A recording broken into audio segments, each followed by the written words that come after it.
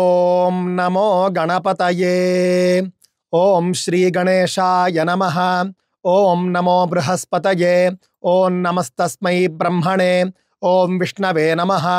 ఓం శ్రీమత్సుందరమీశానం శ్రీమత్సిద్ధి వినాయకం షణ్ముఖం స్కందమానందం బ్రహ్మాణం విష్ణుమాశ్రయే. యస్యాజ్ఞయా జగత్స్రష్టా విరించిః పాలకో హరిః సంహర్తా కాలరుద్రాఖ్యః నమస్తస్మై పినాకినే. స్కాంద పురాణాంతర్గతమైనటువంటి కార్తీక మాహాత్మ్యంలో 8వ అధ్యాయాన్ని మనం ఇప్పుడు చెప్పుకుంటూ ఉన్నామండి. 8వ రోజు వినవలసినటువంటి కథను మనం ఇప్పుడు చెప్పుకోబోతూ ఉన్నాం. అజామీళోపాఖ్యానం ప్రారంభమవుతూ ఉన్నదండి. కార్తీక మాహాత్మ్యంలో, కార్తీక పురాణంలో అందరూ కూడా ఆక్షేపించేటటువంటి ఒక కథ ఇది, ఆక్షేపించేటటువంటి ఒక అధ్యాయం. ఈ రోజు మొదలుపెట్టి 3 రోజుల వరకు మీకు అజామీళోపాఖ్యానమే వస్తూ ఉంటుంది.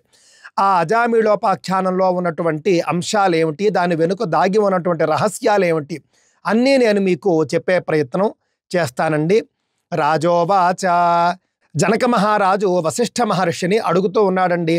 మచ్చిత్తేధిక సందేహ వర్తతే బ్రహ్మనందన తన్నాశాయాద్యమే బ్రూహి తద్వక్ష్యామి తవ ప్రభో. ధర్మాత్ముడైనటువంటి జనకుడు ఇలా అంటూ ఉన్నాడు. మహాత్ముడమైన బ్రహ్మనందన, నా మనస్సులో గొప్ప సందేహం ఉన్నది.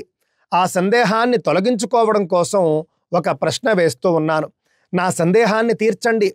ఓ మహాత్మా, తమ వల్ల సూక్ష్మమైనటువంటి ధర్మాలు ఎలా ఉంటాయో తెలుసుకుంటూ ఉన్నాను. అనేక పాపాలు చేసేటటువంటి దురాచార పరులు సజ్జనుల్ని కూడా నిందిస్తూ ఉంటారు, మహాపాతకాలు చేస్తూ ఉంటారు. అవన్నీ కూడా వేదశాస్త్రాల్లో విధింపబడినటువంటి ప్రాయశ్చిత్తాలతో నశిస్తున్నాయి అని మీ ద్వారానే తెలుసుకున్నాను.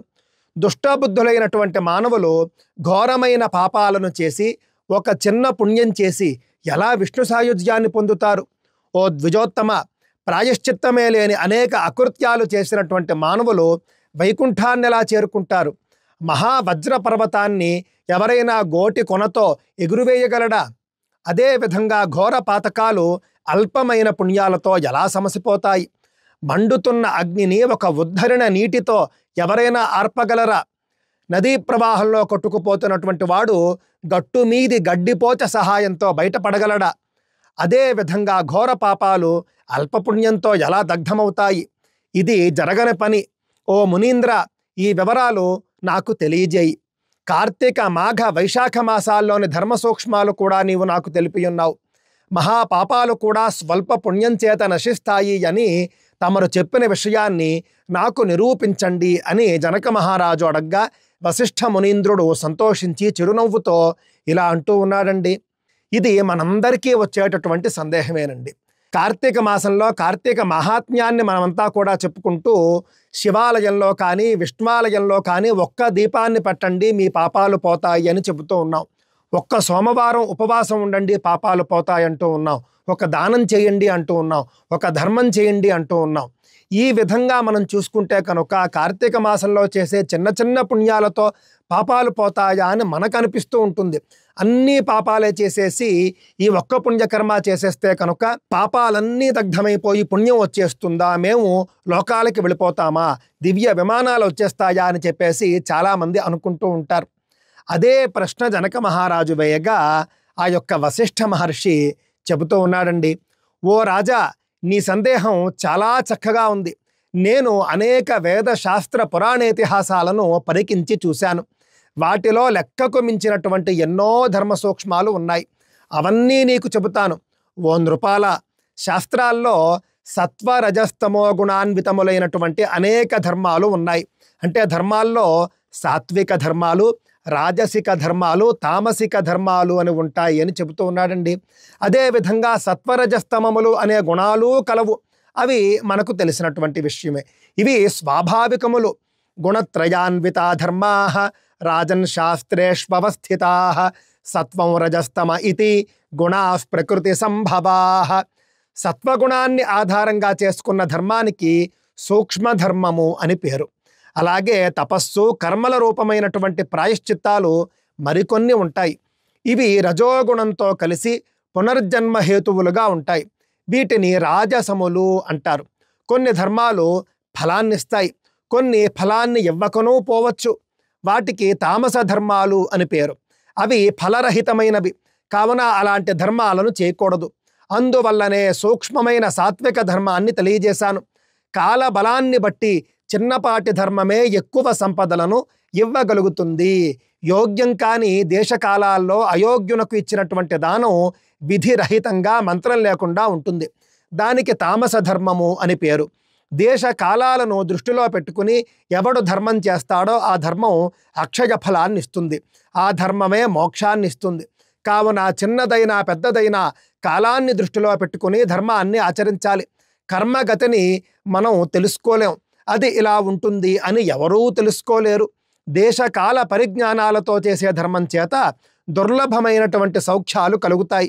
తెలిసి కానీ తెలియక కానీ దేశకాలాల ప్రభావం ఉన్నప్పుడు దైవవశాత్తు చేయు పుణ్యం అక్షయ ఫలాన్ని ఇస్తుంది.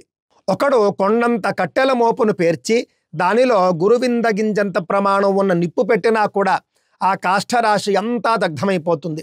ఒక ఇంట్లో కారు చీకటి కమ్ముకున్నా కూడా చిన్న దీపం పెట్టగానే ఆ చీకటి మటుమాయమై వెలుగు ప్రవేశిస్తుంది. అలాగే మనుష్యుడు బురద గుంటలో మునిగినప్పటికీ కూడా తరువాత మంచినీటిలో మునగగానే ఆ బురద అంతా పోతుంది.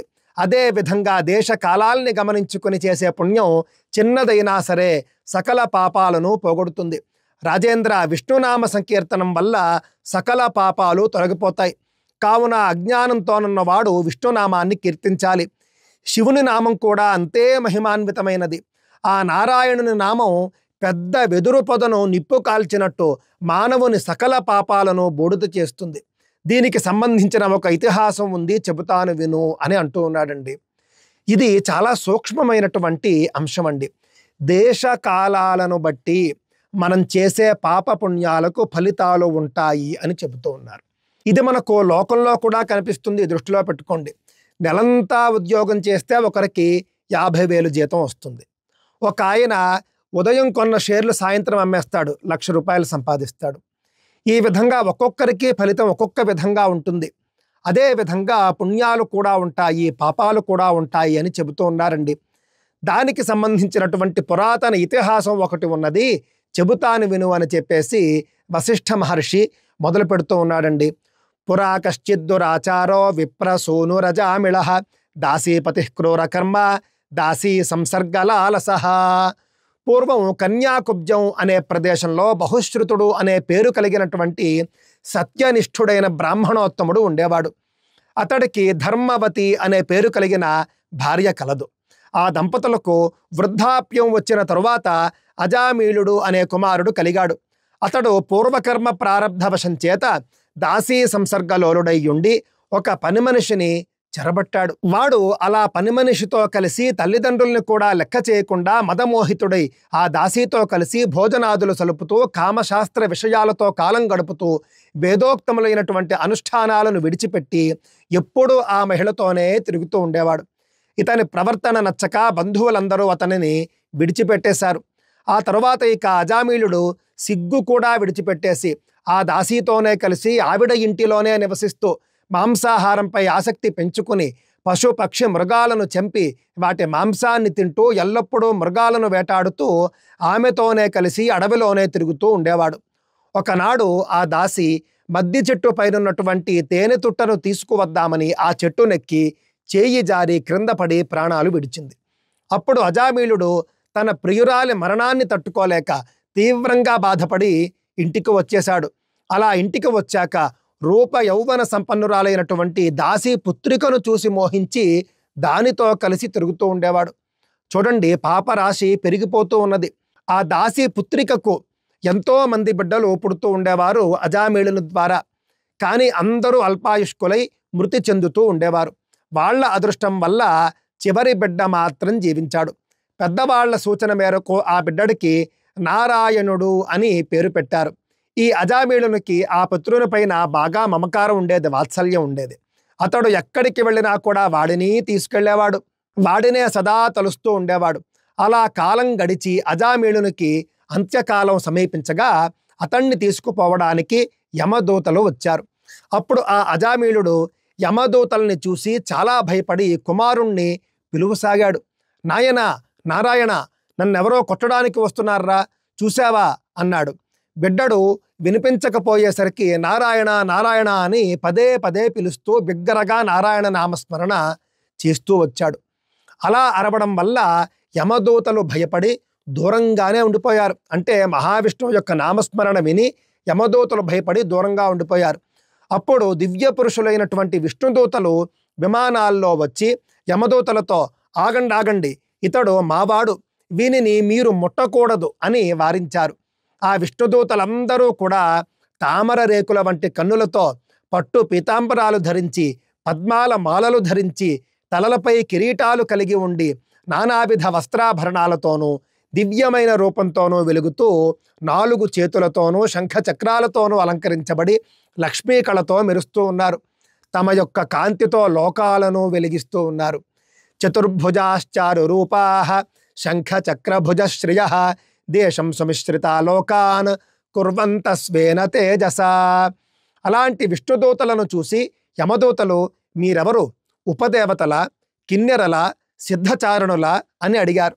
అప్పుడు విష్ణుదూతలు యమదూతల మాటలను పట్టించుకోకుండా వారికి జవాబు కూడా చెప్పకుండా అజామీళుణ్ణి విమానంలో కూర్చోబెట్టుకుని బయలుదేరబోతూ యమకింకరులతో ఇలా అంటూ ఉన్నారు.